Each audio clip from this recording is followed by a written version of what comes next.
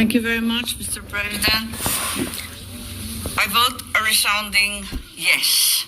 Sa hinaba-haba kong pagsisilbi sa Kongreso, sa 12 taon na nanilbihan kami, ang trabaho ng kongrestista sa pagkaalam ko ay maging kinatawan ng kanilang distrito o kanilang sektor. Bakit naman ngayon ay naging tagabantay na lamang sila ng humihiyaw na dambuhalang sanggol? Ginawa ng bonjing na armas ang impeachment. Ang dating para sana sa kaayusan ng sistema, ginagawang pampagulo, panakot at sandata laban sa mga kinaiinggitan, kinaiinsecuran ng mga lulong sa kapangyarihan. Galangin naman natin ang Korte Suprema. Huwag tayong umastang Supreme Court. Supremest pa.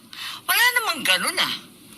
Sa mga kapatid kong senador, paano tayo magiging dakilang mambabatas kung tayo mismo ay hindi susunod sa batas? Ang boses ng Korte Suprema ay boses ng konstitusyon. At kung sino man ang sasapaw sa boses na ito ay isa lang ang tono: ambisyon. Kaya naman, mag-move on na tayo. Magtrabaho at huwag konsentihin ang isang spoiled na bonjing. Huwag nang busugin ng pabor. Huwag nang pumayag dahil may pabuya.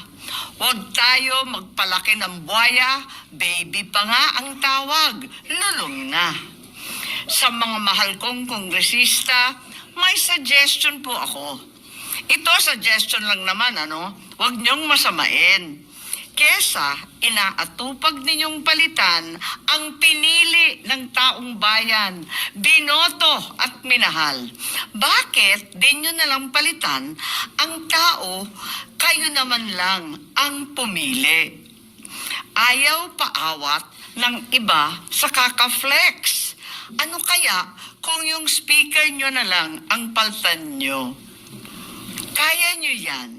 At dahil dito, bumuboto ako ng malakas na oo.